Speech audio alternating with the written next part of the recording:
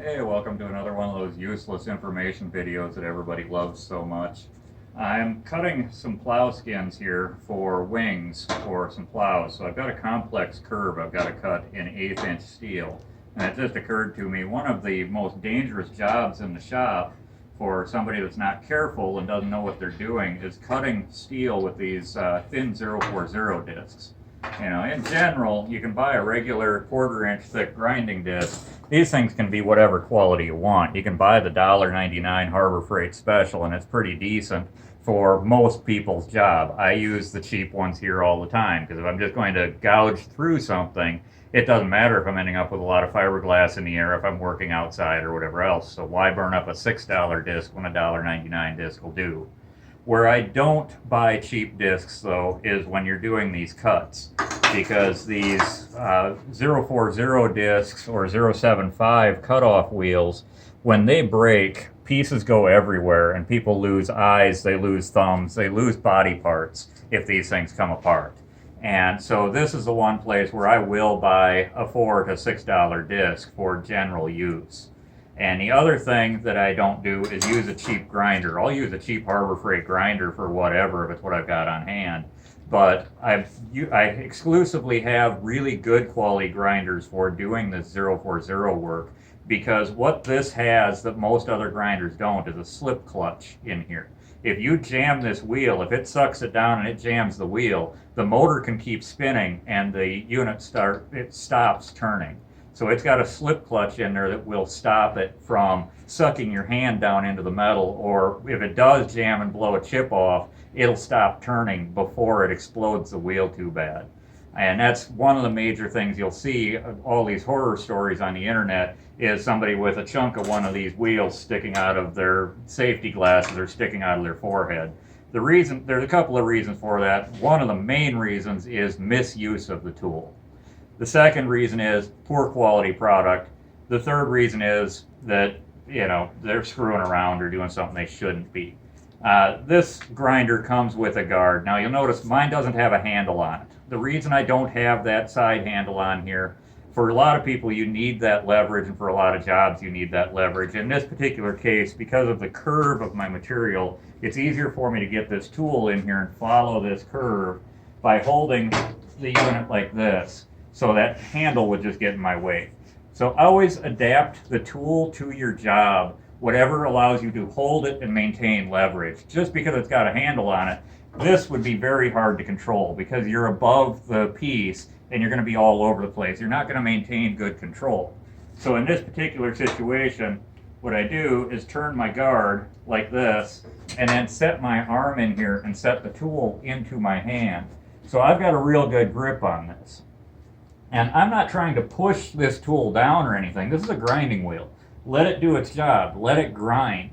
You're not trying to force it through. Most of my arm strength is in this rear hand, holding this from behind, keeping it from kicking back. Because that kickback is what's going to break the tool. It's what's going to hurt you, damage the tool, throw pieces everywhere. So the other thing is, make sure your sparks are always moving away from you. Not into your clothing, not into your gloves, not into a wall, not into a gas can.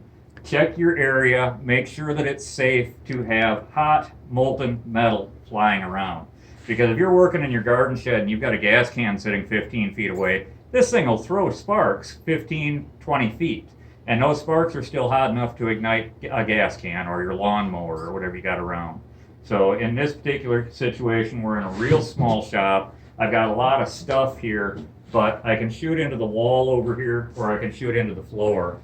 So I move myself and my project so that my sparks are going into a wall, going into the floor. Ultimately, you don't want sparks going airborne. In this case, because of the curve of this material, I've got no choice. Part of my sparks are going to be going airborne. But they're going to be going airborne into the wall, into the ceiling, not into people, not into gas cans. The other thing you're going to notice is on my material here, I've got a vertical here, and I've got my long swoop there. So rather than trying to do that as one motion, I'm going to cut this one going one way, pointing towards the floor, and then I'm going to turn my guard and cut the other one. So in this case, in order to make this cut, because the rotation of the tool If I cut this way right now, I'd be shooting my sparks up. So I'm going to rotate my guard 180 degrees so that I can shoot my sparks down. Then I'll rotate my guard back and do the other cut. So not much for you to hear while I'm doing this. And it's going to be kind of a long video because this cut takes about 6-8 minutes, you know, but should be some useful information for folks out there. And what you'll notice when I'm doing my cuts is I'm not plunge cutting and cutting like a circular saw. I'm using it as a grinder. I'm just taking, and first of all, I'm going to grind my line off so that I've got a hard steel line that can't move or run away from me. And that creates a trench where my tool then can stay in that trench. And I'm just working slowly through the material until I break through. And you've got to be careful at that breakthrough point, because as soon as it breaks through, it's going to try to suck the tool down. So that's where you've got to be careful that it'll try and grab the tool out of your hand when you break through the surface. So the idea is just to keep moving slightly and keep light pressure until you break through, and then move forward a little bit more.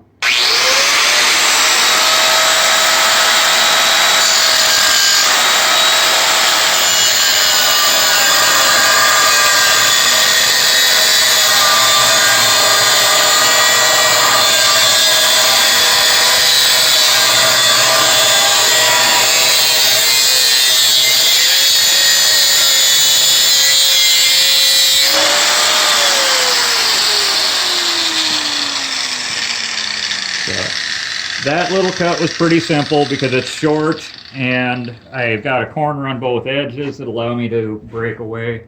This one's going to be a little more complex.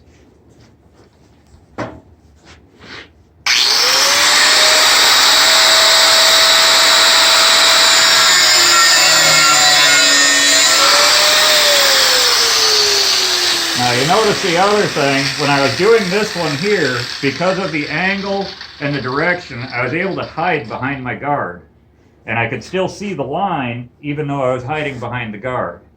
Now this one, because I'm on the outside of a curve, I don't have that luxury. If you're able to hide on this side of the guard with the body of the grinder between you and the wheel and the guard in place, you are a lot safer than being on the outside. This is not where you want to be ultimately on this side. But unfortunately, because of the direction of my line, I don't really have a choice. I've got to hide on the outside of this. So that's where you've got to be really careful and have a real light hand. And if you at all feel it starting to break through, you pull back just a little bit, because it's at that breakthrough moment where something can go wrong and the disc could fracture. So it's all about feel and touch. There is no force on this tool at all. If you start putting force on it, you're putting yourself in danger. Let the tool do the work. That's what it's for.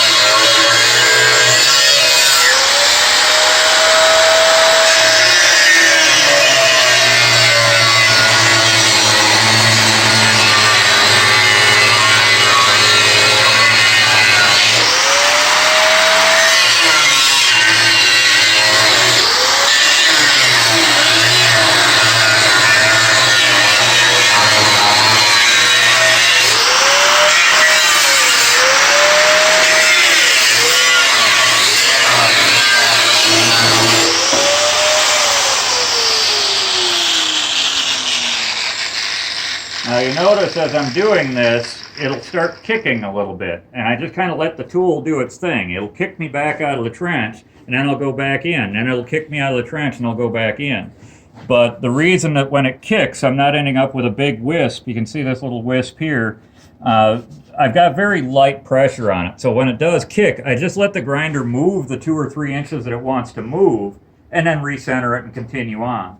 The other thing I'm doing is always keeping my body at a strong point. I'm not working outside of my range. I'm keeping my body at a strong point and my elbow into my rib cage, so the movement is in my lower arm there. So it can't force this grinder back at me, and the metal is secured to the table so that it can't run away from me. You need your work to be absolutely stable. You need to trust that your work isn't going to move, and you need to trust that your body isn't going to move unless you want it to. And at that point, you have control of the grinder. Because if the metal can move away from you, it can bind and break the wheel. If you're not stable, or if you're leaning off of one foot or something and you're not stable, you're going to cause yourself harm. So everything needs to be stable. You need to maintain control of the situation and just use a light touch and let the grinder do what the grinder wants to do. So in this particular case, I'm clamped to a table, and I don't care if I end up with some gouges in the table, so I'm cutting right through this and just keeping track of when I break through so I don't put too deep of a gouge in my table. But if you were working on a table you wanted to preserve, you could put a piece of 1/4 inch or 1/2 inch plywood under that and just cut right through into the plywood. That'd be fine. But I'll go ahead and finish up this cut, and we'll see what we get.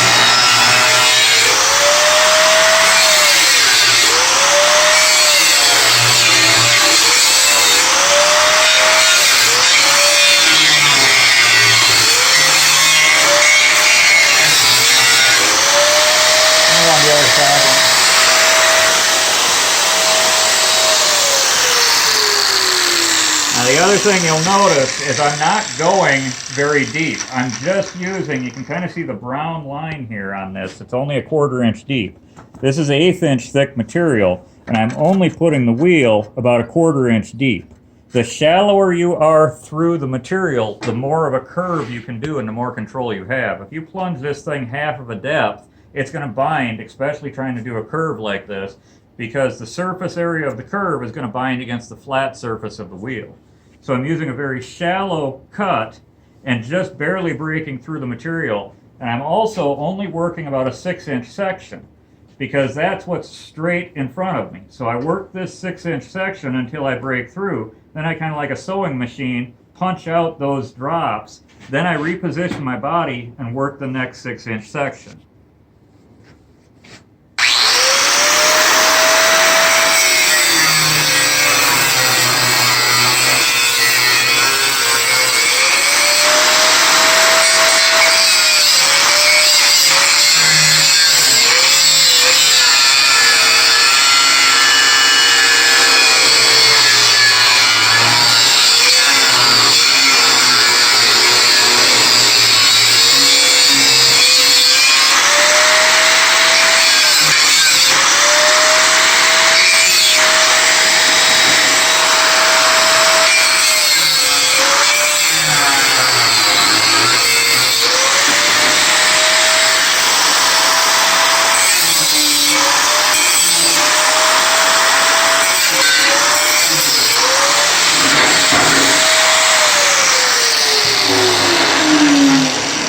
Now you'll notice the other thing I did there was up on this end, I left a 1/2-inch section where I didn't punch through.